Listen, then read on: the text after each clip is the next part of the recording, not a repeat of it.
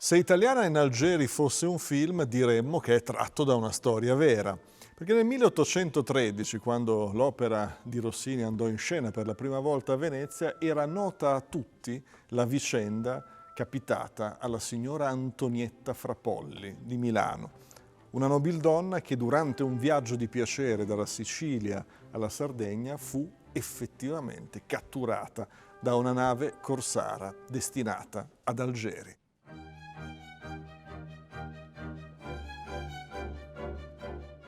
Le disavventure della signora milanese ebbero comunque un lieto fine, perché dopo qualche anno passato nell'harem del Bey di Algeri fu rilasciata senza riscatto e ricondotta a Milano, dove però non raccontò mai di quegli anni. Eppure la leggenda dell'italiana detenuta in un harem ad Algeri dilagò in tutto il paese.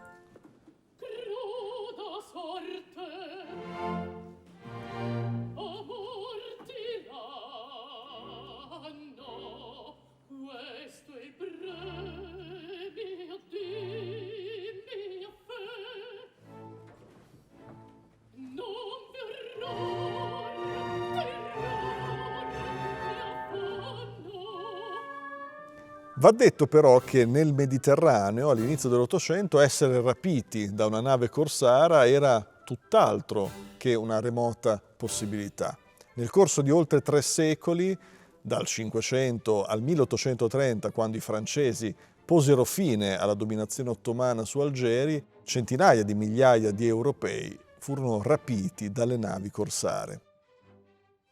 Trasformare quindi una vicenda tragica, drammatica in un'opera buffa era anche un modo di esorcizzare un'antica paura degli europei che vivevano vicino alla costa, un po' come aveva fatto Mozart con Il ratto dal serraglio.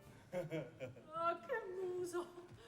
Ah, che muso, che figura! Del mio corpo si ora sa veder quel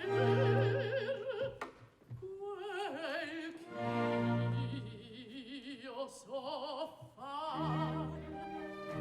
Oh, che pezzo da sultano, bella taglia, viso strano.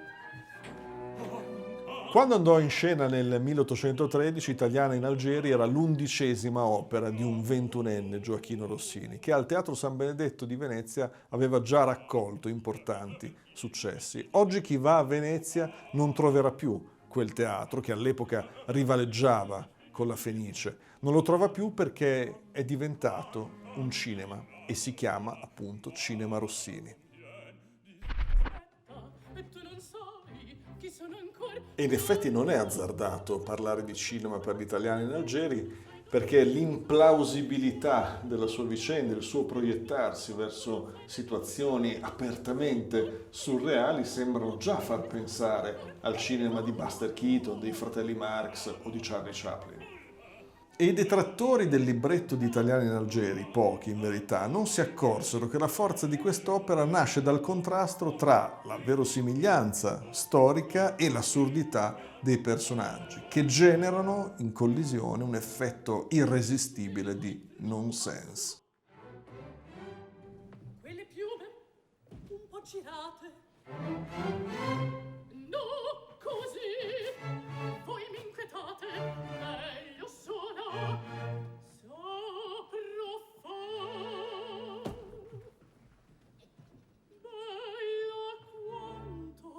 Bella quanto io bramerei. Per dirla con Stendhal, un grande stimatore dell'italiano in Algeri, questa vicenda, se non fosse pazza, non sarebbe adatta a questo genere di musica, che di per sé non è altro che una follia organizzata e completa.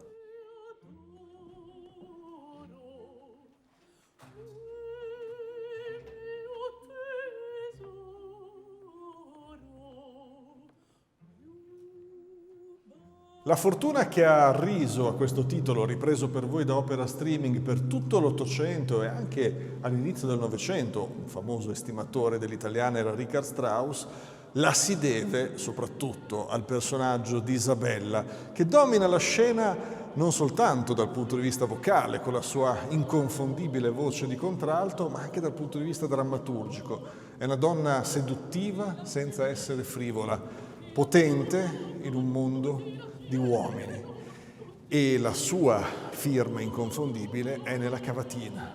La cavatina in cui irride il mondo maschile con il suo famoso "tutti la bramano, tutti la chiedono", da vaga femmina, e qui Rossini aggiunge una geniale pausa piena di allusioni. Che cosa? La felicità.